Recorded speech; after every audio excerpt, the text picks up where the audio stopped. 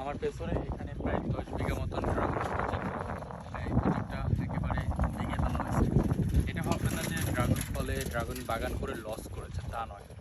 এটা হচ্ছে উনি যখন চাষ শুরু করেছে তখন কিন্তু আমাদের অঞ্চলে ড্রাগন চাষই ছিল না।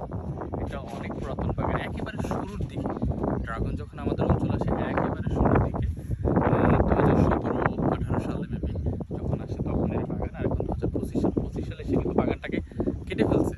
তো এই 17 থেকে যদি ধরি আমরা 18, 19, 20, 21, 22, 23, 24, 25, 8 বছর, আমরা বলি যে ড্রাগন ম্যাক্সিমাম 19 বছর পর্যন্ত গাছ থাকে, তবে 7 থেকে 8, 10 বছর পর্যন্ত ফল হারভেস্ট করা যায়।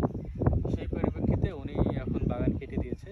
তার মধ্যে আমরা দেখতে পাচ্ছি উনি লাগিয়েছে অ্যাভোকাডো, মেবি অ্যাভোকাডো চারা রোপণ করেছে পুরো বাগানে।